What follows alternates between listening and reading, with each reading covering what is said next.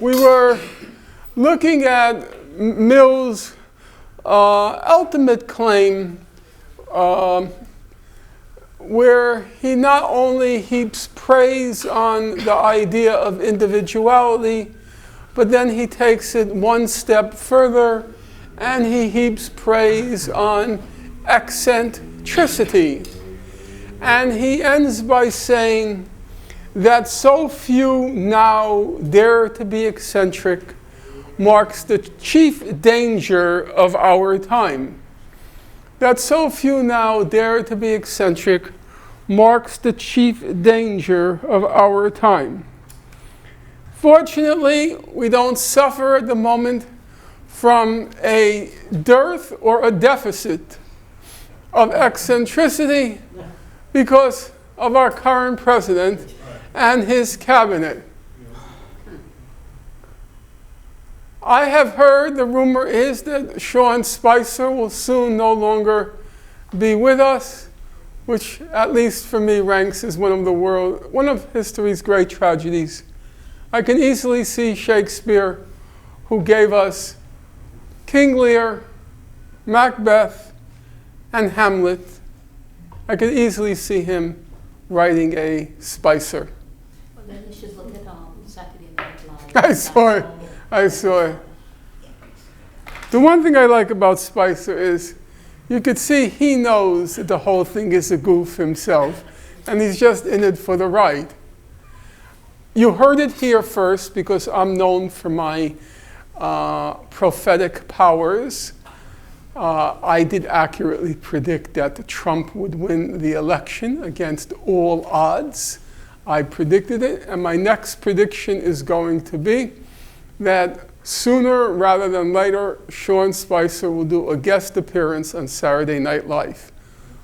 Let's see if I'm proven correct. If I am, you can. It's on tape, and you heard it here first. I'm positive, by the way. So, our job in the next two classes is to finish up Mill and to get what's in some ways both the most problematic aspect of Mill, but also, I think, as it is problematic, it is also realistic about how the world operates.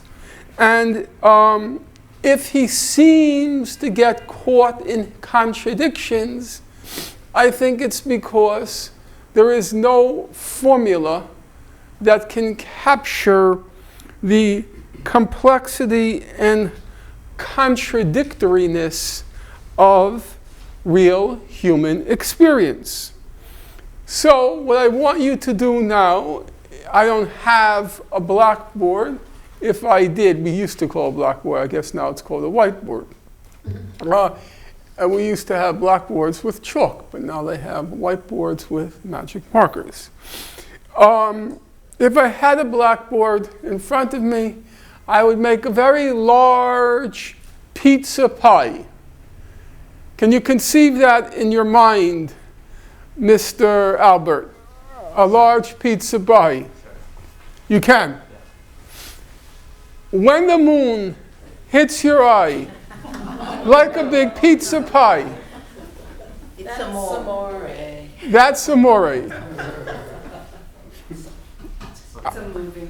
Albert doesn't know what we're talking about. I think I've heard that term before. When the moon hits your eye, like a big pizza pie. That's amore. Ewart, I could see in your youth you were a lover because you smiled broadly when you heard that lyric. Okay, so you're going to imagine a big pizza pie, and now we're going to start taking out, the big pizza pie stands for liberty of conduct. And now we're going to start taking out slices from that pie. Limits, restrictions, constraints, reservations, and qualifications Mill starts putting on liberty of conduct. So let's start with the first one, the right to caution others. So can you look for the word, do a search on caution, Mr. Albert, our helmsman, our gray helmsman. Okay. Let's go up to there is a degree. There is a degree, yes. And we're going to skip parts of it, but scroll down, highlight it down to demerits. Just keep going. We're going to skip parts of it, don't worry. Keep going. I think I should. Let's see. You can just keep going. There it is. Demerits towards himself.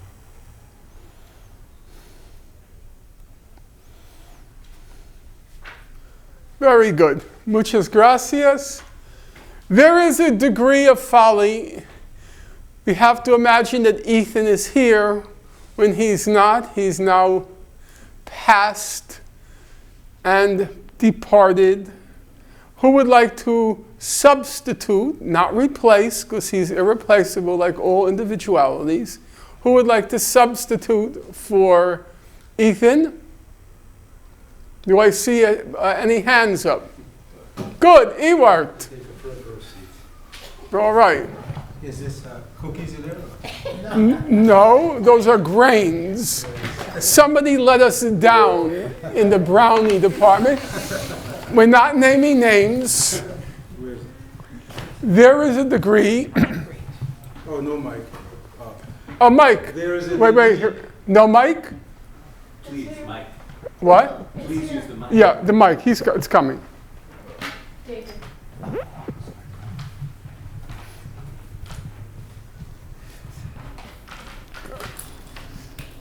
There is a degree of folly and a degree of what may be called, though the phrase is not unobjectionable, lowness or deprivation of taste, which, though it cannot justify doing harm to the person who manifests it, renders him necessarily and properly a subject of distaste, or, in extreme cases, even of contempt, a person could not have the opposite qualities in due strength without entertaining these feelings. Okay, stop here, and now skip down to we have a right. Go ahead. Oh, Good. gone. No, you're fine. We have a right. We have a right, and it may be our duty to caution others against him. Wait, from here or from the top? No. Oh, we have a right. No, Okay, also in various ways. Oh, you're right. We have a right. Yeah. We have a right also in various ways to act upon our unfavorable opinion of anyone, not to the oppression of his individuality, but in the exercise of ours. We are not bound, for example, to seek his society. We have a right to avoid it, though not to parade the avoidance, for which we have a right to choose. So we have a right. For which we have a right to choose a society most acceptable to us. We have a right, and it may be our duty, to caution others against him, if we think his example or conversation likely to have a pernicious effect on those with whom he associates. He may give others a preference over him in optional good offices, except those which tend to his improvement. In these various modes, a person may suffer very severe penalty at the hands of others for faults which directly concern only himself. But he suffers these penalties only insofar as they are mutual and, as it were, the spontaneous consequences of the faults themselves, not because they are purposely inflicted on him, but for the sake of punishment. A person who shows rashness, obstinance, self-conceit, who cannot live within moderate means, who cannot restrain himself from harmful indulgences, who pursues animal pleasures at the expense of those feeling and intellect, must expect to be lower in the opinion of others and have a less share of their favorable sentiments. But of this he has no right to complain unless he merited those favor by special excellence in his social relations and has thus established a title to their good offices, which is not affected by his demerits towards himself. Okay, thank you very, very much. A little bit complicated. I'm going to try to go over it with slowly because it's actually quite important. Because you're going to see how, while attempting to be objective, Mill is now trying to insinuate or introduce all sorts of value judgments as if he's being neutral or as if they can be executed with neutrality. And I think it can't be done. I will reread the passage to you and then we will discuss it. Mill says here that certain people carry on in certain manners which invite, ask for, almost demand condemnation by individuals and by society in general. And Mill says, we're not trying to deprive that person of his individuality. So it's not a question of suppressing that individual by virtue of his or her uncouth behavior. But he says, just as that individual has the right to carry on in his or her uncouth way, we have the right to not associate with that person. And we also have the right, and he says it might even be our duty to caution others. Stay away from him. He is vulgar. She is gross. He is, well, we'll see he gives examples, so we'll look at it. Before I reread the passage, I want to just ask the question in anticipation of reading the passage. Typically, who in society is cautioned against because of his or her uncouth behavior or conduct? Who do we typically caution against? Think of something Mill said before. Who do we be cautioned against? Well, I don't know, but I would say the outliers, the people that are pushing boundaries. Exactly, the eccentrics. On the one hand, Mill wants to encourage eccentricity. Wherever eccentricity abounds, moral courage, mental vigor abound. But on the other hand, he seems here to be opening a door for society to condemn, isolate eccentrics, whereby you're not going to be encouraging eccentricity, you are going to be discouraging eccentricity. So on the one hand, Mill, from last week, he's quite clear, he wants to encourage eccentricity. But on the other hand, here, he seems to be opening a door for society to discourage eccentricity, because as Barbara said, the types of people who he's allowing society to caution against, they sound awful lot like the outliers, the eccentrics. Mill tries to get around it by saying, we're not really cautioning against them, we're just cautioning against their conduct, which he says, spontaneously and naturally, we are revolted by, we recoil against. But that's true of any eccentric. It's this distinction between what he calls, well, now let's reread it and we'll go through it. You mind starting from where we were before? What's that? We began with, let's see. Norman, There is a what does he mean by eccentric? At one time, if a person chose not to go to church on Sunday morning, they were considered eccentric, and they would have been looked down upon by the rest of their community. So I'd like to know what his definition of eccentric is. well, Or someone who has bright green hair, as we see now all the time. we didn't discuss that. It is actually an important question because people sometimes define eccentricity relatively and other people define it absolutely. What do I mean by that?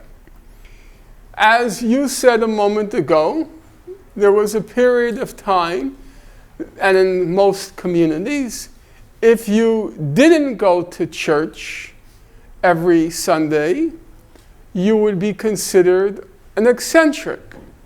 Now, in many communities, if you do go to church or a religious function, you are eccentric. So in that context, eccentricity seems to be defined relatively to what the rest of society is doing. If the rest of the society is doing A and you are doing non-A, that makes you an eccentric. So for example, in my generation, which lamentably Albert missed, but would have been a thrilling experience for you had you passed through it, those who took drugs imagined themselves to be eccentric, but in fact, relative to their times, they were the norm. And those who did not take drugs, of which yours truly is one, I was, and was thought to be back then, I was thought to be very eccentric because relative to everybody else, I did not take drugs. That's one way of conceiving eccentricity. I do not believe, however, that's what Mill has in mind. Mill has an objective or absolute definition of eccentricity, which merely is individuality maxed out. So if you are maximizing your individuality, your desires and impulses, if you are maximizing the effect of your desires and impulses, then Mill would describe you as, I think, an eccentric, somebody who puts no limits on his or her desires and impulses. That's how I see it, and that's not a relative definition. Each of us, so long as we are striving to be maximally individualistic, that makes us an eccentric in Mill's terms. That's how I understand it, but that doesn't mean it's the correct definition, but it's as correct as a mortal being is capable of getting it correct by virtue of the person who is expressing that opinion. Go ahead, Barbara. Oh, but even in his time, We need a microphone because your words are being recorded for posterity through eternity. so doesn't he leave the opportunity to evolve? Because even in his time, you had people that were precursors or outliers or Yes. but then their ideas or behaviors became mainstream. Right, but I don't think for Mill, simply because your idea or conduct became mainstream, I don't think for him that necessarily means you're no longer an eccentric. That would only be if you accepted the first definition of relative to others.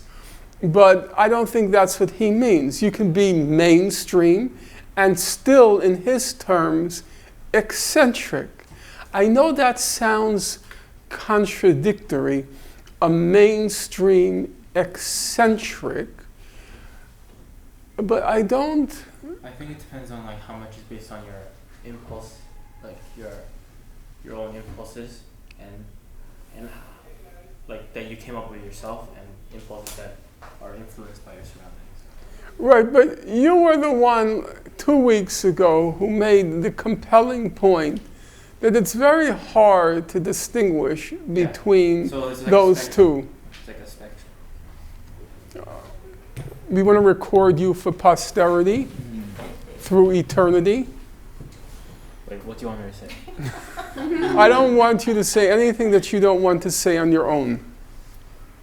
Your theory. Okay, so what am I responding Or just repeat what you said. to? Oh, I mean, well, I think the difference between difference between Mill's definition of eccentric, how we usually use it, is that like Mill, like sure, someone who first came up with an idea, like it may have later become mainstream, but the one who originated it came from their own impulses, while on the other hand, when it became mainstream, people derived those people started adapting to those what would used to be eccentric as their own through conformity.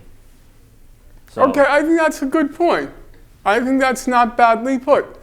Albert says what makes something eccentric is not so much whether it was mainstream or outlier, but whether or not the idea originated from inside you, or whether you adapted and adopted a particular form of conduct because of others. If it came from within you, it's eccentric. If you adapted or adopted that form of conduct, then it's not eccentric. Is that basically what you're saying? that's one explanation. I think Albert's going to be taking my place, and I feel that's okay, because when I move on, I want to have successors. Go ahead. Yes, the point that you were making just now. Even if the person adopt a broad view that's out there, it doesn't necessarily mean that that was an acceptable view to adopt. At the same time, many persons probably would have been doing it, but then adopting it, even though they're doing it, would have made you eccentric. Okay, give me the concrete example so I can figure this out. Okay, Wait, go ahead. for example, back in the time we had cowboys and some becoming criminals and rustlers and stealing and so forth.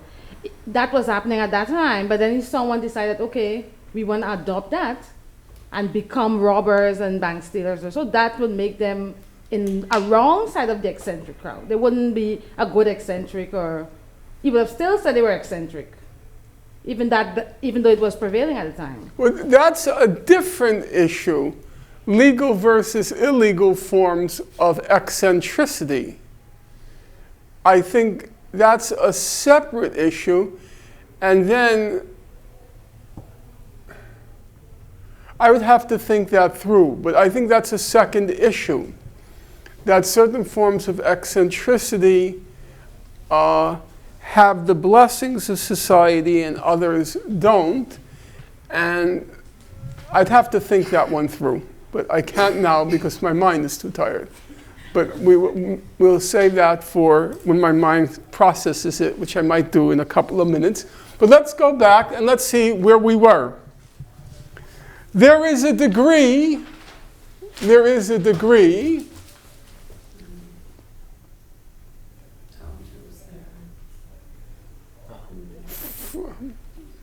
Okay.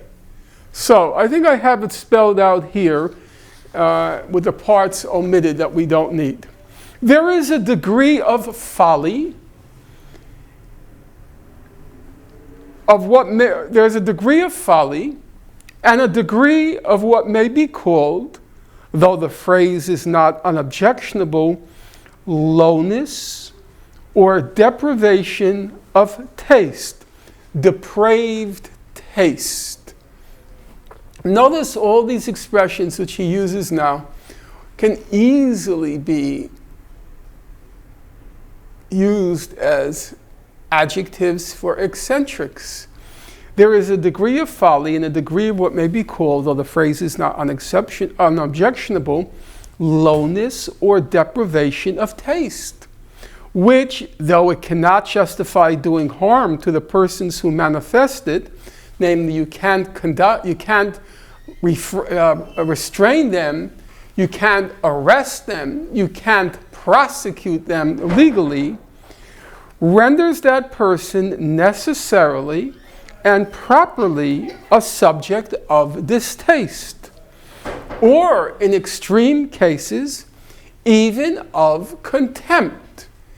And as Barbara already hinted, it seems to be the case, I think, that frequently, if not always, the person held in contempt because of their lowness or deprivation of taste is the eccentric. A person could not have the opposite qualities in due strength. That means a person cannot have highness of taste or refinement of taste without entertaining these feelings of contempt. So if you're a person of refinement of taste, of highness of sensibility, you cannot help but feel revolted by these individuals. And if you feel revolted by them, says Mill, we have a right also in various ways to act upon our unfavorable opinion of anyone, not to the oppression of his individuality, but in the exercise of ours. Now you have to ask yourself the question, if you act upon your unfavorable opinion of somebody, if you go around and say, stay away from that person, he is depraved, she is of a low character, aren't you oppressing his individuality? Mill says you're not allowed to oppress him in his individuality. But isn't ostracism a form of oppression of his individuality? We are not bound, for example, to seek his society. We have a right to avoid it, though not to parade the avoidance. So we're allowed to stay away from Albert in disgust and in dismay, in outrage and revulsion at his lowness and deprivation of taste, but we can't hold up placards saying, stay away from Albert. I personally am not clear on what the distinction is between everybody whispering it and holding up placards. But Mill seems to think there's a difference between it. I'm not sure, but we'll argue it. I have to believe Mill is saying something which he believes, and then we have to figure out what he's saying. Because then you become the eccentric. Holding up a placard. No, but he likes eccentrics. We have a right to avoid it, though not to pervade the avoidance, for we have a right to choose the society most acceptable to us. We have a right, and it may be our duty to caution others against him if we think his example or conversation. Now here, Mill introduced a word which was very surprising for him, because he says not only because of his conduct, but because of his conversation, namely because of what he says. But that seems to contradict everything in chapters 1 and 2, where he's encouraging you to listen to people with whom you disagree. But here, for reasons which maybe you can explain, because we went through this together, he doesn't say a person who's to caution others against him if we think his conduct, his example, his behavior. He also says conversation. If we think his example or conversation likely to have a pernicious or harmful effect on those with whom he associates. We have a right also in various ways to act upon our unfavorable opinion of anyone, not to the oppression of his, not to the oppression of his individuality, but the exercise of ours. We are not bound. Let me just get it. We are not bound. We are not bound, for example, to seek his society. We have a right to avoid it, though not to parade it. Okay, let me just go on. In these various modes, a person may suffer very severe penalties at the hands of others. So now he's acknowledging, if you ostracize somebody, they're going to suffer very severe penalties. That's a very painful experience to be the object of revulsion. Not just dislike, but contempt, revulsion. And now Mill is acknowledging, yes, in these various modes, a person may suffer very severe penalties at the hands of others for faults which directly concern only himself. Namely, if Albert is carrying on in a depraved way with his lowness of taste, that's only affecting him. Mill acknowledges that. And therefore, you have no right to curb it. And now Mill comes up with a strange distinction. He says, for he suffers these penalties, namely being ostracized by society, only insofar as they are the natural and, as it were, the spontaneous consequences of the faults themselves. Here he's using an example. It's kind of like feeling revulsion if you step accidentally into dog feces. That it's the spontaneous, natural consequence of the faults themselves, not because they are purposely inflicted on him for the sake of punishment. It's true, they're not being purposely inflicted on him for the sake of punishment, but they also might be the spontaneous, natural result of prejudice. Not because there's something intrinsically or inherently wrong with them, like stepping into dog feces, but the result of prejudice and parochialness and small-mindedness. He doesn't, I don't think, allow for that possibility, because if he did, then you can't justify the ostracism, because then that person is just an eccentric. A person who shows rashness, obstinacy, self-conceit. That sounds like a person who is known to everybody in this classroom, whose name shall go unsaid. I'll give you a hint. He was recently elected to high office. A person who shows rashness, obstinacy, self-conceit, who cannot live within moderate means, who cannot restrain himself from hurtful indulgences, who pursues animal pleasures at the expense of those of feeling and intellect, must expect to be lowered in the opinion of others, and to have a less share of their favorable sentiments.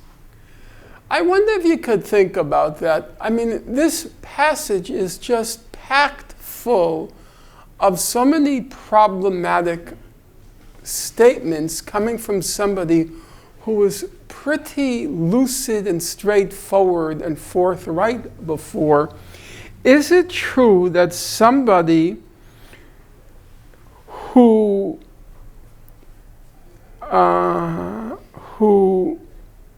pursues animal pleasures at the expense of those of feeling and intellect, somebody who pursues, well, you get the idea, must expect to be lowered in the opinion of others and to have a less share of their favorable sentiments. But of this he has no right to complain, unless he has merited their favor by special excellence in his social relations and has thus established a title to their good offices which is not affected by his demerits towards himself. He's saying basically here, if you've redeemed yourself by doing some very good public social act, then it sort of compensates for the fact that you are a pig, and you shouldn't be expected to be lowered in the eyes of others. Now, I've thus far given you, so to speak, the critical look at Mill, but on the other hand, I do think there's an argument that we have an obligation, and we have a right, and it may even be a duty to caution others if we think a person's behavior is likely to have pernicious effects. That's what every parent does with their child. They caution he or she is a bad influence, and you should stay away. It is our right, and it may even be our duty to caution others against somebody who's likely to have a pernicious effect. So, where do we stand on this? Anybody want to try to make sense of it, try to make it coherent? Or is it a passage in Mill which is simply so totally at odds, so contradictory with what has preceded it, that we have to reckon it as a flaw and a blemish in an otherwise impressive essay? Go ahead. Our championship swimmer from Brooklyn Tech. Well, what occurs to me going through this is it's incomplete. It's very incomplete. He seems to be focusing on these, animal pleasures, this, low, piggish type of people. Rashness, obstinacy, indulging in pleasures. Yes. What about people who are part part of a group and become critical of it and start to express their criticism and start to say, maybe we should look at ourselves and examine what we think we believe and maybe point out some possible errors in it. What about this? Would this person fall into this category of people who would be objectionable? And it would be correct to, for the group to ostracize them. It's just a different level of it that I don't think has been expressed in the passage yet. It seems to be missing. Okay, repeat your objection. For some reason, my mind is not processing. Repeat it one more time. I was thinking. Take your microphone and go I ahead. was thinking of the person within a group. Try to be a little more concrete, and that will, concretize it in my mind. Well, let me see if I can. An example. An example,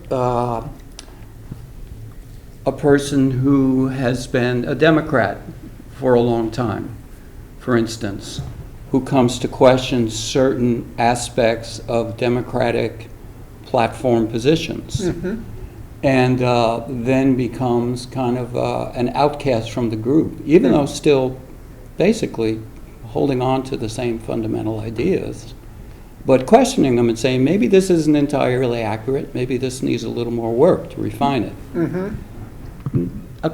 That would be, I think, a reasonably concrete example. And the result of that is that the group ostracizes this person. Albert? Right, but I don't think, he does say conversation, but, well, let me hear from other people. Who would like to say, I would like somebody to play the devil's advocate for the moment.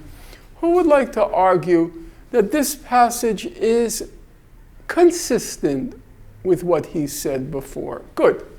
I'd like to hear the argument. You want to take the microphone? Yes. Last week when you said that the gifted person has to be brings new ideas, change that is essential to a society, is invaluable. This, what you've been describing today is, I think, the way it happens. Everything that everybody says is not invaluable. It has to be weighed to see if it's valuable. What happens is the individual, in an expression of individuality, makes a decision. Does this make sense to me? And make sense to him? Then the society is the number of people that agree in the same sense as that, and that's how you develop acceptances in society. Okay, I'm good listening. example is Trump right now, because he had been accepted in the general election through the Electoral College. But right now, his popularity has fallen below 40%, and it's in the 30s. That means that all those individuals, about 12%, have already moved off of his, of course, he was in a minority in the first place, but that's a technicality aside. He is in danger of beginning to move into the field of danger where where the choice that was made in 2016 may be changed by impeachment and conviction. Okay, I'm going to try another example, again from my generation. A lot changed in the 1960s. And I would say a significant component of what changed was back then regarded as lowness of behavior, indulging animal pleasures, depraved taste. If I look at the women's liberation movement, gay liberation movement, what was called back then the sexual revolution, even deprivation of taste and lowness of behavior. That would include divorce. And so I'm concerned here that Mill gives an opening with all of these phrases for conservative forces in society to have restricted, as he puts it, he says they have no right to complain about these condemnations and contempt. But then Mill gives an opening and a justification for, in the 1960s, the conservative opposition to many of the things that made our society healthier, more tolerant, more diverse, and a better place. Because the phrases he used, look, I'm not so young that I can't remember. That's exactly what it was said. They were vulgar, gross. Those are all the phrases that were used against even women wearing, slacks. Lowness of taste. This is everything that Mill's supposed to be fighting against, but now seems to be joining in. Or am I missing something? Albert, take the microphone.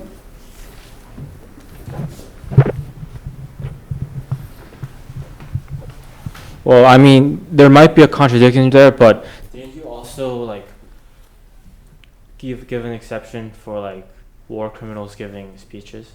Mm-hmm.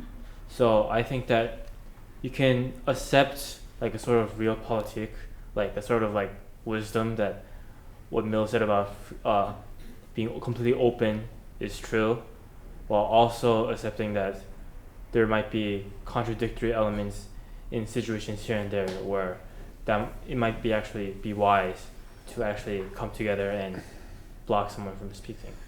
I can't really agree with that analogy, Albert, because if I say that I have some reservations about allowing a person who's a certified, unequivocal, unquestionable war criminal, his or her right to give a public presentation, because our legal system is such that if you are a wholesale murderer, you usually get a Nobel Peace Prize, and only if you're a retail murderer do you end up in jail or in the electric chair.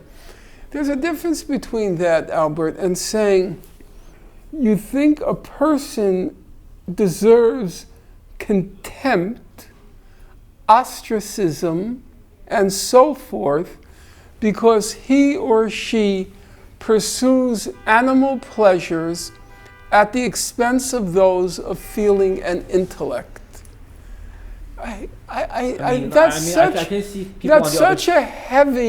It's such a heavy value judgment there. Though I have to tell you, because I have to be honest, I would feel contempt for that person. I would feel contempt for a person who, if he or she has the option, would choose to fornicate 8 hours per day as against read a book 8 hours a day.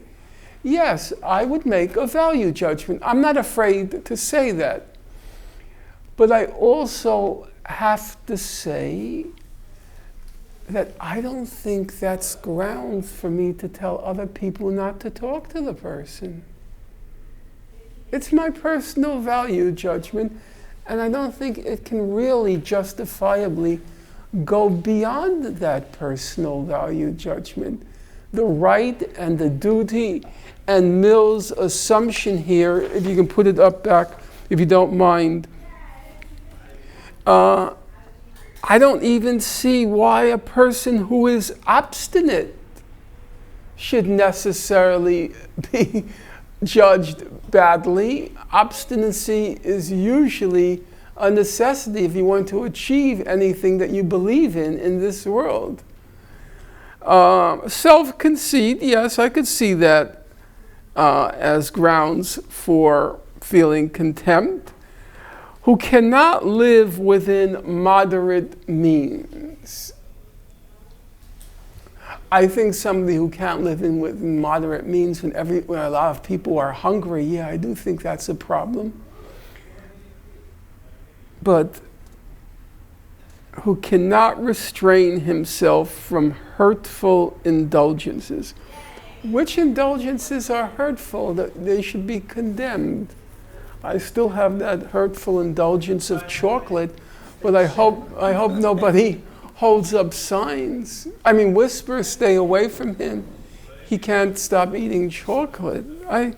I find this such a loaded language. What about those theorists who are... Can I just ask a quick question? We're going to go around. Go ahead, and then we'll go to you. No, go ahead, Albert, and then we'll go to you, and then go to you. I mean, you gave a reason why there's a lot of distinction between like war criminals and like the people that we're all thinking of.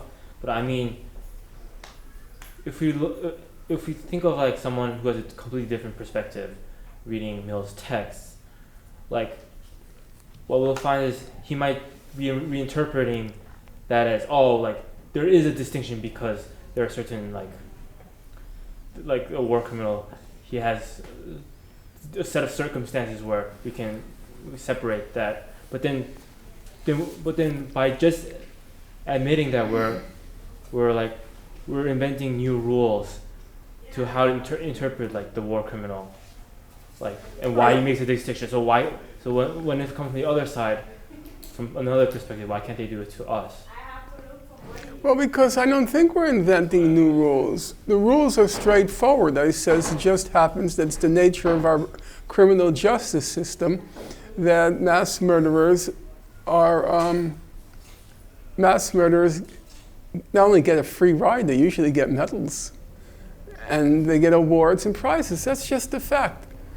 I want to hear from you, and then I want to hear from you. I didn't mean just awards him. Yeah, but just as a comment, I'm a crime and murder mystery fan. That's my thing. And I was watching on the plane ride home, I was watching a new series called Vera. I haven't seen it. It's a British murder mystery series, Vera, quite well done. And it just struck me how a society mobilizes all its resources. When one person gets killed, you have 100 people on the case for years. And when 100 or 1,000 people get killed, whether it's in Syria, if you watch like Democracy Now, each morning, 50 people were killed in Syria by a U.S. drone attack, 70 people were killed by a U.S. missile, and it's nothing. It's just nothing. It's literally 30 seconds on an alternative news station. That's just... His case for him. You're making his case. Wait, we're going to go around and you'll tell me how I'm making a case. Go ahead. Am I right by saying what Mills is saying, that is not one size fits all for all society? No, Mill seems to be saying there are certain categories of conduct that do not fit in the area in the box he's called eccentricity. Okay. Eccentricity, he's all for. But there are certain conducts which he doesn't think fit within the category of eccentricity, but they fall somewhere in the category, a separate box, what he would call depravity, vulgarity, grossness, and those forms of behavior, far from deserving of encouragement, those forms of behavior are deserving not only of discouragement, but they're deserving of contempt and ostracism. The problem I have is I don't see how you distinguish between eccentricity and this other box of depravity, vulgarity, and grossness, because my impression is many forms of behavior which were first regarded as depravity, grossness, and vulgarity were in actuality what we would now call eccentricity, which Mill applauds, supports, and encourages. Okay. I think I made that clear. Okay. In our society, someone who exercises a vulgar attitude, say in the case he just finished drinking a few whiskey or a few bottles of beer, that he will be ostracized for that. But in some societies, like in London, in some villages in London, someone who is an habitual drunkard and engaged in vulgarity, that person is called a village idiot. And a village idiot is revered in the village. No, not the police. No, I don't. Nothing to that person. That person Not is revered. No. Yes, they are revered. Just like a soccer hooligan in a soccer hooligan in London has 23. Look, you started off. They are revered. I'll go halfway with you. I'll go halfway. Ewart gives an example of what I suppose Mill would have in mind. Somebody who is in an inebriated, drunken state is retching from his or her drunkenness, and that is deprivation of taste, lowness of behavior, excessive indulgence of one's animal tastes, and so forth. And I would even go so far as to state that he's right. There is a kind of spontaneous, natural reaction to that sight, especially when the retching commences, such that you feel a revulsion and a disgust. So I would say my impression is there is a good argument for some cases. But the problem is, I think that when you use this broad, generalized language, it easily includes other cases which are wholly questionable and, in my opinion, unjustified. Especially when you use such broad language, as I said, like, who pursues animal pleasures at the expense of those of feeling and intellect must expect to be lowered in the opinion of others. Go ahead. Yes, earlier you were given an instance of drug use. Now, parents in this day and age, with what is happening with increasing use of drugs, will tell their children, stay away from that group of persons that they may perceive or know of using drugs.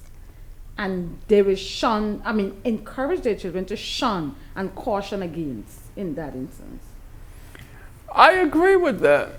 I think that that's an example of a form of behavior. Mill presumably would support all the laws that legalize the use of drugs. However, in addition to supporting the legalization of drugs, he presumably would also say you have the right to caution others against that form of behavior because of its, to use Mill's words, because of its pernicious effects. So I think that is also a good example. Your example is one of the natural, spontaneous revulsion. Your example is cautioning others against a particular behavior because of its pernicious, its harmful of excuse me, its pernicious, its harmful effects. Still, I say, I will insist that although, where did I put my bag? Yes, thank you so much. Still, I would say that even though both of you have come up with very good examples, it still does seem to me that he doesn't sufficiently distinguish the criteria for eccentricity versus this category of behavior, depravity, grossness, vulgarity, which he says society has the right to caution against. Go ahead. I don't care about any of those, what I would call adjectives. There's eccentricity, which is your way of being in the world, which might seem a little odd to other folks. The only word that matters in this sentence to me or phrase is at the expense of. That this is a argument for society. So when we're talking about behavior that is at the expense. Okay, stop for a moment because I want to see where does he say at the expense of? I don't have the screen up in front of me. Okay. But you had it, and that's the operative phrase. Wait, where is it? Who pursues animal pleasure. And in that case, Oh. to me, it doesn't contradict. Oh, wait, but I think there's a little bit of a misunderstanding there. When he says who pursues animal pleasures at the expense not of others, but of those of feeling and intellect, he means those who have a propensity for animal pleasure at the expense of cultivating their feelings, their sentiments, and their intellect. He's making a distinction between a person who we would now say of cultivated taste, a aesthete, somebody who cultivates his musical sensibility, his artistic sensibility, her intellectual sensibility, versus somebody who spends the better part of each day in some form of copulation or fornication. That's the expression he's using, not at the expense of others, but he's saying at the expense of our higher tastes and sensibilities. Well, isn't the whole first part of the argument that you're creating this sort of environment where everybody, or agreement, where everybody has some capacity to develop themselves, right? That was the whole first part of it. I totally agree. So the assumption is that someone's going to take their agency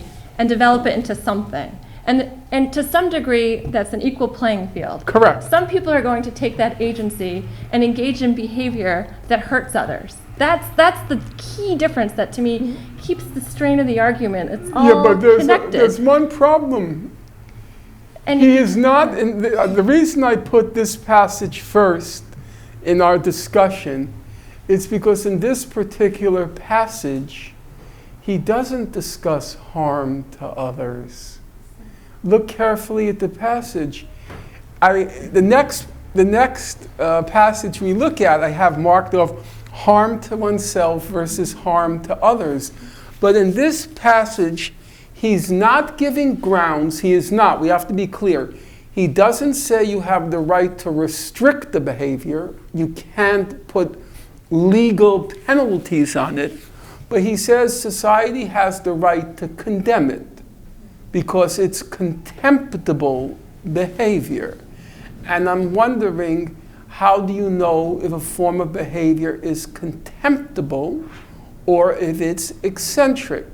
I feel your two examples, they have a certain force to them. But then there's this whole other gray area where he would have been on the very conservative side during what was called the counterculture in the 1960s. He may say, yeah, that's true, because I found a lot of that behavior kind of animalish. Unless he would have lived during that time. How would he have been if he lived then? Right, and Upgrade mill 150 or 170. And I think, like, if you have free thinking agents, then they come around, like the Hillary Clinton effect. They come around to gay marriage. because because society shifts and grows, which is something that he does account for. And I like your example of the hippies, because my next thought was, well, what about the yuppies that followed, right? And that was just, anyway, that's a separate point, but. Anyone else? Barbara, you wanted to say something? Well, it was... The microphone, please. Thank you. It was exactly along the lines of what has just been said. We started off talking about conformity, and do we conform or don't we? And he advocates for people that don't 100% conform. So then, it's all been said. So then, to me, the distinction is it harmful to others? Because there are many behaviors now that we find acceptable that were contemptible, 40, 50, 60 years ago. For example, being gay, but publicly, because there were always gays. Or having a child out of wedlock. That's another example. But by choice, because maybe as a woman you decided you want whatever you decided. Having a child out of wedlock or divorce or many other behaviors that's why a moment ago I said we can evolve. And I think all these things went on. There were women in the 1800s and the 1700s who were ostracized but chose to keep that child as opposed to giving it away or whatever. And even artists that are very, very eccentric. And, they're artists and geniuses can be kind of wacky and weird, but we tolerate them because they're adding something to society, but they aren't hurting anyone else.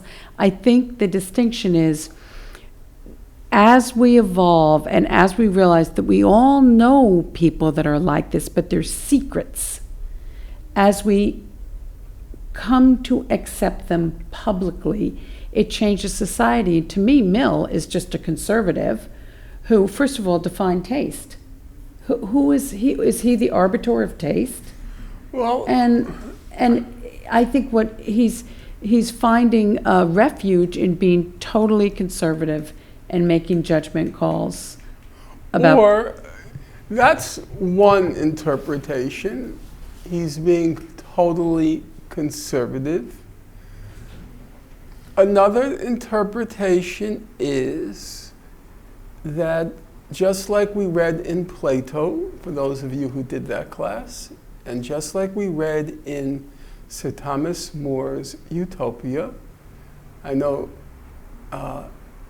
James will remember, maybe he simply belongs to the tradition that believes that there are certain inherent differences between high taste and low taste, admirable behavior, contemptible behavior, that they aren't really so arbitrary or nowadays what they would call subjective.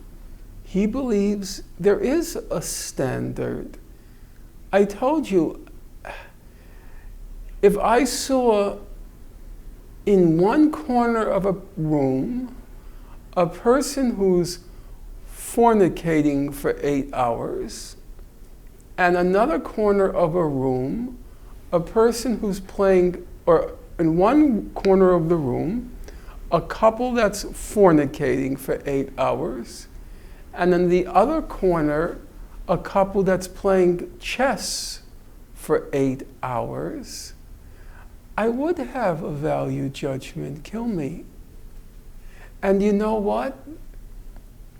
You can pretend to be as open-minded as you want. I think everybody in this room would have a value judgment. But so would Hitler.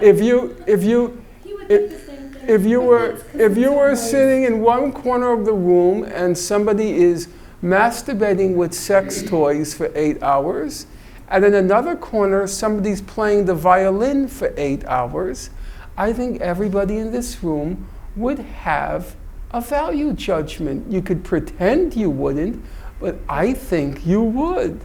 And Mill is simply saying here, not from being a conservative, but because he's articulating a sentiment which anybody who calls him or herself human would also, in all honesty and candor, say and think as well. What do you say to that? Take a microphone. I'm gonna pass on that. Think about that. Okay, two last people, then we move on. One is completely indulgent and Well, that's what he's self-absorbed. talking about. And one is contributing in some way, either to the No, community or. No, I'm using exactly. I'm not being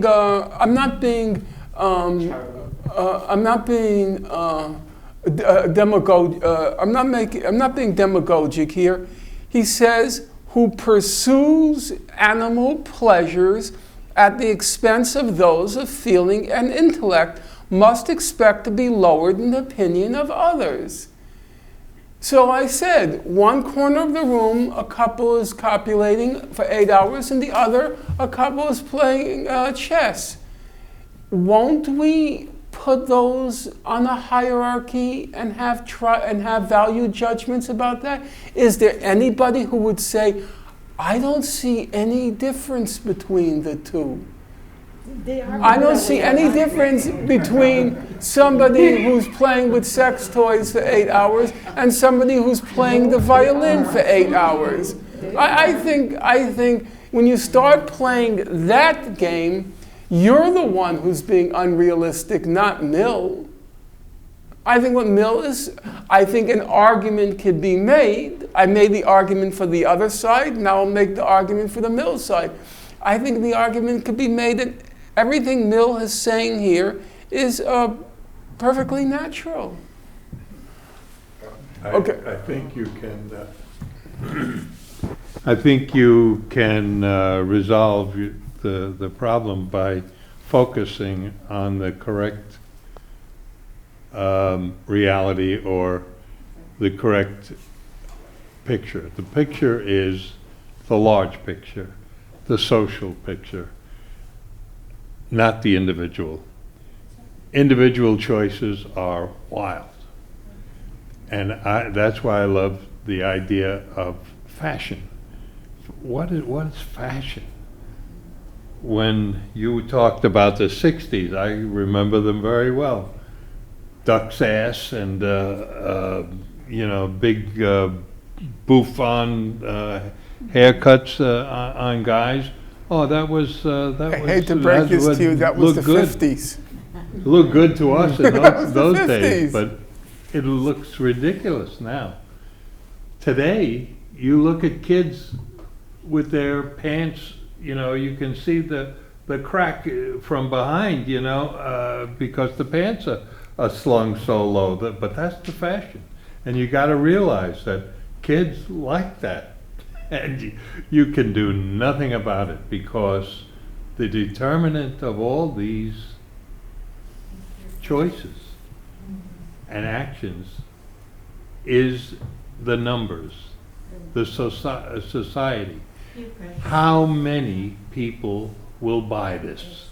If they buy it, it's the fact. Listen, when the pants get down to the kneecap, I say vulgarity, grossness, out. Wait, I think this, you wanted to speak no, you're the one who failed to supply brownies, and we're going to call you failed to supply FSB. That's what. But going back to what is right, what is wrong, what is acceptable. We want to know the difference between contemptible and eccentric. Is there an objective standard, or is it just a conservative here who is sneaking in his value judgments? No more brownies for you. And no more advice about mice. But I'd like to give a very definite example. Some classes ago, you were talking about taste. Would one rather listen to Beethoven's Ninths or something else that I won't repeat? It was pretty gross. It was very gross. That evening, a bovine passing guess. Go that's ahead. exactly what you said. I'm glad you said it and I didn't. That evening when I was going home, I was walking up the street, and a young man, not a teenager, but a young man maybe in his 20s, was playing something on a radio, and rather than the earbuds, which is rather unusual, this was so despicable. The lyrics were, I want to F you, I want to F you, I want to, and that's what it kept saying, repeating again and again and again. There was no rhythm to it, no tune. It was just repetitive vulgarity. I hate to break this to you, but you have just described the whole of young people's music. That is it. That's it. I mean, there's No, there is nothing else. Go ahead. It You had have no- the floor now. Albert is going to attempt to defend his generation with lies and prevarication. It's not going to happen. Go No, ahead. it had this whatever it was. I won't even call it a song. It wasn't rap. I don't know what it was. It's vulgarity. It was deprivation of taste, Yeah. lowness. And it had no redeeming social value. Nothing. I have to tell you, Barbara's sitting here nodding her head, not realizing that you're just like, now like Mill. You're just like Mill. You're not being conservative. I'm not being conservative. You are. You're doing just like Mill now. Well, You condemned Mill because you said he was sneaking in his conservative Well, taste, because- but now in reaction to Anne, you're doing the same thing. because Go ahead. Okay. Where was I? No, but this was just, like I said, vulgarity. It had no redeeming social value. In your or such opinion, terms. in your opinion, And, but if someone else wants to listen to it, that's their choice. Would I want to have, say, a classroom of children being exposed to that? No, I don't think so. I did not enjoy it, but I'm an adult. I can make a judgment. But others cannot. and do you think it's your right and even your duty to discourage other people from listening? Children, yes. Children. Adults, not preventing them, but discouraging them. Discouraging them. Children, I would. Adults, Do what what about adults? I would not encourage it. So basically, we're coming back I mean, what to is the the fact that value of it? there is an element of truth in what Mill says. We have a right, and it might even be our duty. And now even Barbara is nodding her head. This clearly is, to use Mill's language, this clearly is lowness, deprivation of taste. It's clearly an example of somebody who indulges animal pleasures at the expense of those of feeling and intellect. So in fact, Mill is not being conservative or arbitrary. He's simply in this passage expressing what all of us, as Mill puts it, spontaneously and naturally feel. But then we have the problem, don't we? For those of you who are, most of you are, or half of you are too young to remember, this description of Mill's fits perfectly when Elvis Presley first appeared on television, because he swiveled his hips. And he first appeared on the Ed Sullivan Show, and they would only show him from the waist up, because they considered it vulgarity, grossness, lowness, deprivation of taste, indulgence of animal pleasures, and they censored him. They didn't prevent him from appearing, but the station thought it was their right and indeed their duty to discourage it, and so they didn't show it. Then what do you do with that? How do you know, Anne and Barbara, how do you know the person who's playing this music that says, I want to F you, I want to F you, I want to F you, I want to F you, how do you know that's different from Elvis Presley? What's the criterion? Love me tender, love me well. The marketplace. Okay, the cynic says the marketplace. It's just a question of what sells. Mill would disagree. It's not just a question of what sells. He thinks there is a natural, spontaneous revulsion against certain forms of behavior that cannot fall within the category of eccentricity. They fall in the category of depravity. Yet when depravity becomes so commonplace in the culture that the culture is actually, it's everywhere, and people are making huge money on it, and just, maybe billionaires rising up out of the pornographic industry, and then maybe they become philanthropists. What would Mill say about them? This is a very difficult area here. And at the time that Ed Sullivan was censoring Elvis's appearance on Broadway, all nude shows going on, making a lot of money. And one also has to ask, I think, what is the point? I don't know what Broadway shows you were going into. And Heard about them. I think you're confusing Broadway shows with those peep shows, and that's No. Broadway, a popular Broadway Broadway, show it was had a in lot the of 60s. nudity It in was all one nude. period of the 60s. Had or the good 50s. audience. Yeah, but remember, just for Elvis was 50s. We're confusing. Elvis was already out in the 60s. Yeah. So I wonder if some of the examples I gave, like out of wedlock or divorce or homosexuality, those actually are things that all through human history in all different cultures have existed. And I wonder if the kinds of behaviors that you're talking about, no, they've been all through human history too. Yeah, all the behaviors have been. Pedophilia has been there. Yeah, and pedophilia, Since none of it's new. Adam, And Eve, some of and it whoever. really is outcast, but some of it we came to accept. And how do you know? That's the problem. I told you before, we have the problem in Mill that Mill does not recognize when he preaches, when he praises eccentricity, he doesn't address the problem of how do you know if a form of behavior is eccentric or pathological. There are certain forms of behavior which are eccentric and should be encouraged, and then there are others which are pathological, and instead of encouraging a person, you should help the person find help. And I said there are many areas which are gray lines. I consider Woody Allen and his adopted daughter a gray area. You don't know. And here I think you can make arguments on both sides.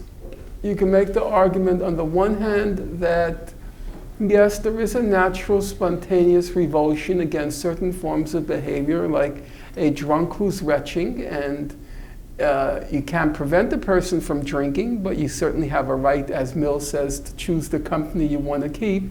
And I don't want to be around you when you're drunk. Goodbye, And there are other forms of behavior which you have the right to counsel against because they have pernicious effects. I think that's correct.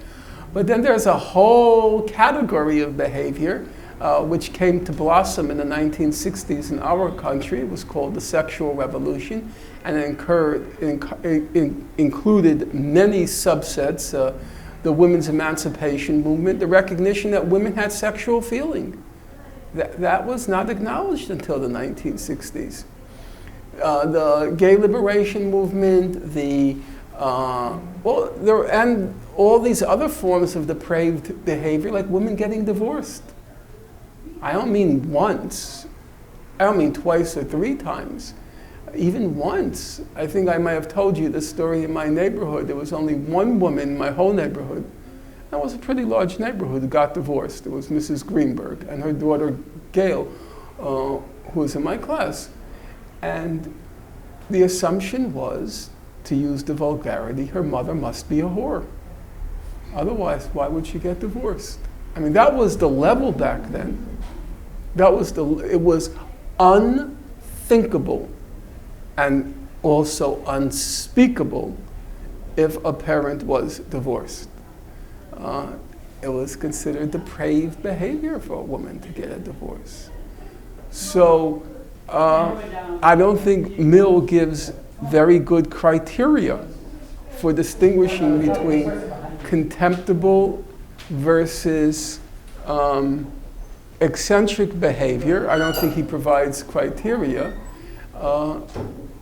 And it then creates problems of the sort that Barbara suggested.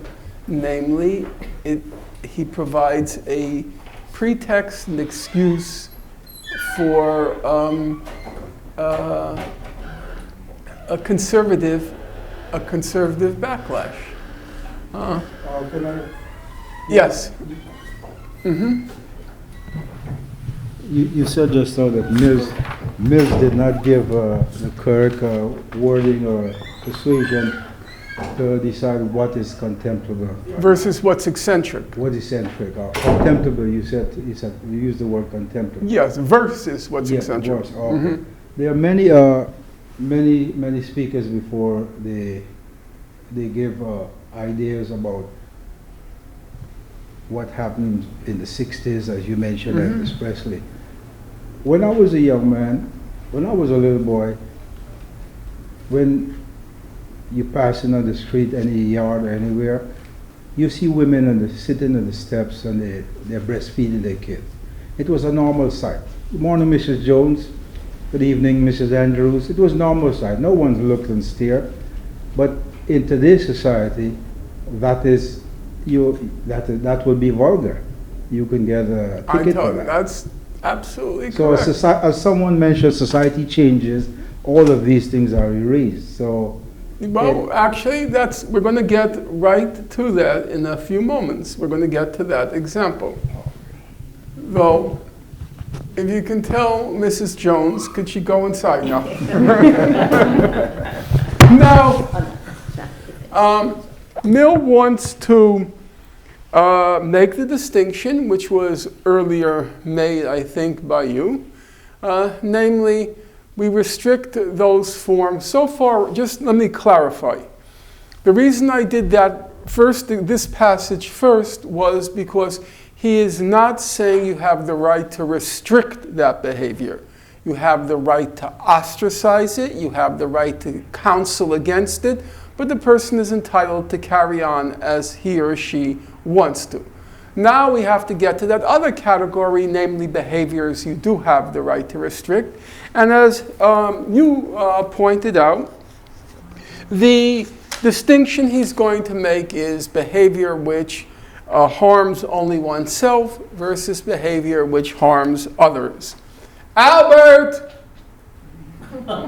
quit. I'm sure he's reading his email. Bad working conditions. Quit.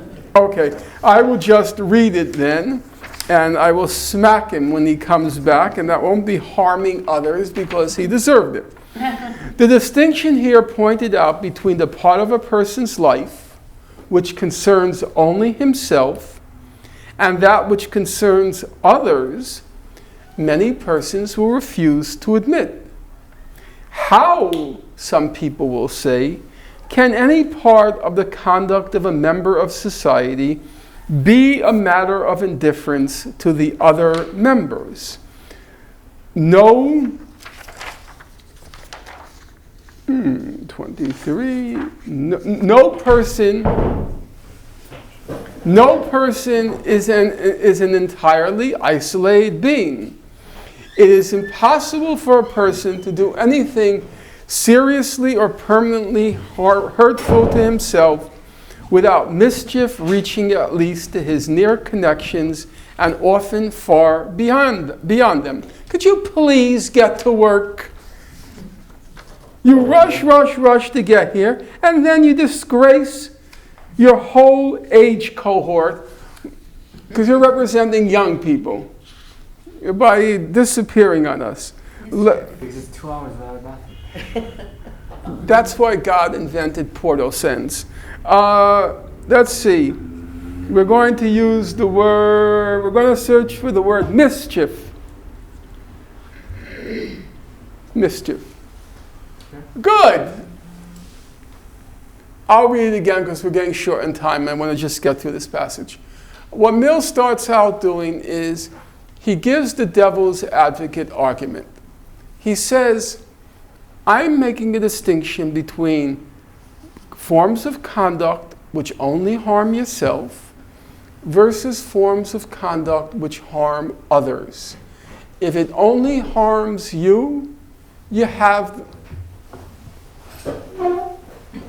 the forces of evil are trying to disrupt my class because they know we're trending throughout Asia and Africa. He says, I make a distinction between forms of behavior which only affect me versus forms of behavior which affect others. And I say, if it only affects you, then you have the right to carry on. If it affects others, you can't. Now Mill says, but some people don't accept that distinction. Some people, my Lord who art in heaven. If you have any reference materials to return, please do so at this time. If you would like to check out any materials, please join the checkout line now. I repeat, Central Library will be closing in 15 minutes. In 30 minutes, because I'm behind. So he says, some people don't accept that distinction because they say, the drunkard. Okay, you might think he's only affecting himself, but if somebody gets drunk in public and starts retching, it is a gross sight. And then he or she ends up from retching in a public place, on the ground, and then you step into it. Yeah, it's disgusting. I'm glad we agree on that one, Barbara. And it's not because of conservatism, it's a natural, spontaneous feeling of disgust. So says Mill, any form of behavior, inevitably, no, Mill says some people argue, any form of behavior affects others. So let's say Cecilia, she decides not to bathe for a week. And she says, that's my business. But that affects others. It would ruin my class because everybody would leave. Every form of behavior, if you don't brush your teeth, if you don't change your clothes, any form of behavior affects others. So the devil's advocate says to Mill, your distinction doesn't make any sense. You say you will restrict behavior that harms others. You won't restrict behavior that only harms the person. But the devil's advocate says, Mr. Mill, every form of behavior affects others. So society has the right to restrict any behavior because the distinction you're making, Mr. Mill, is artificial. In the real world, every form of behavior or conduct we engage in will somehow, some way affect others. If you keep a messy home, if you're sloppy, you bring mice and roaches. Doesn't that affect others? So the objection now that Mill now wants to address is, how do you answer that claim? Because if you can't answer it, his whole argument falls apart. Because there's no area or conduct which society is not allowed to prevent.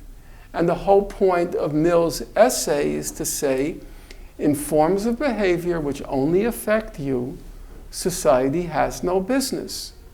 So, let's read it. The distinction here pointed out between the part of a person's life which concerns only himself and that which concerns others, many persons will refuse to admit.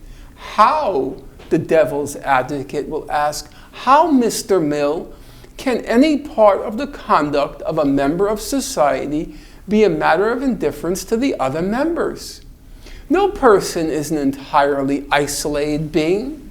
It is impossible for a person to do anything seriously or permanently hurtful to himself without mischief reaching at least to his near connections, and often far beyond them.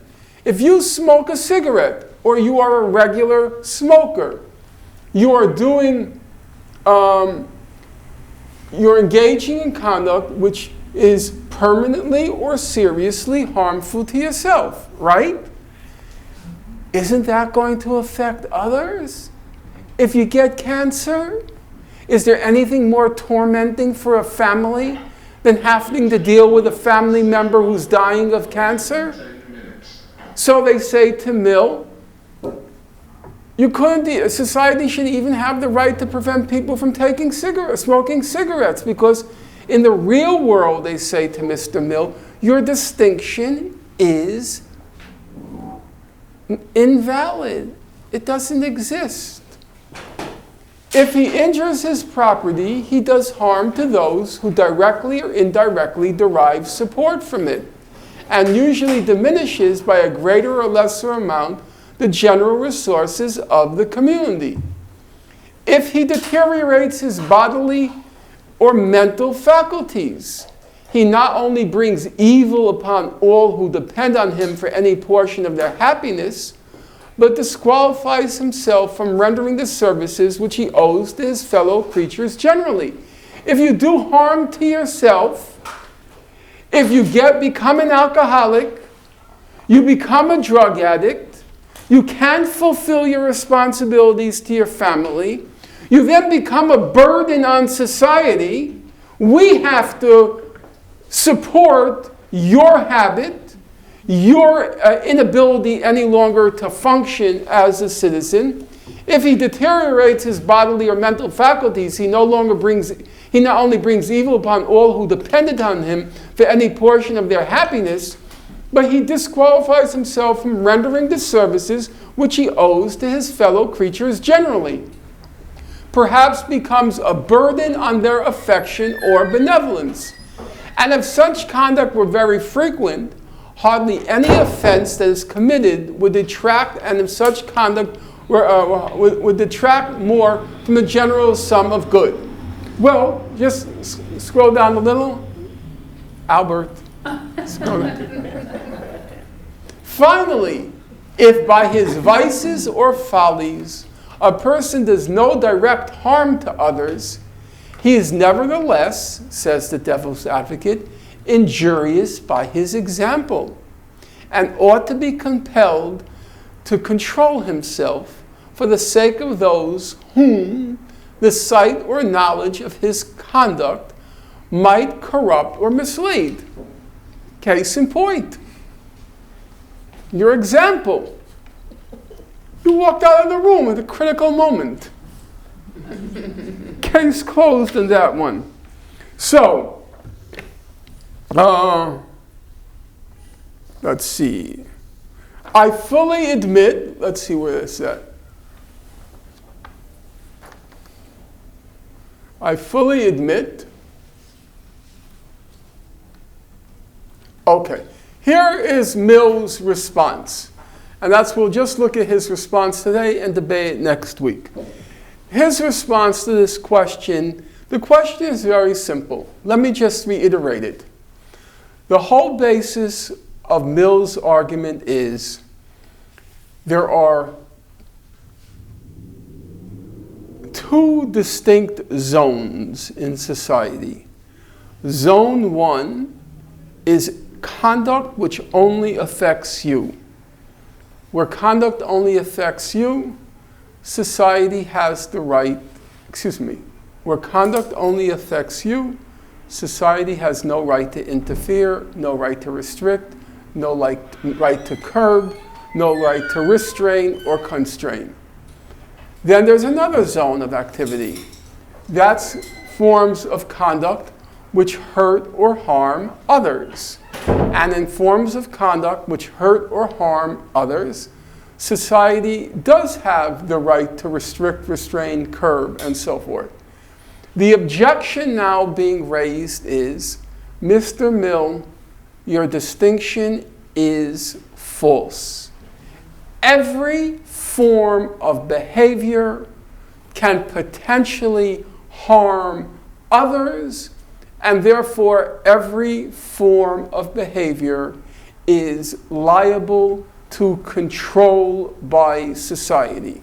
So for Mill's argument to hold up, he has to demonstrate there are certain forms of conduct which only harm yourself, and society has no grounds to intervene.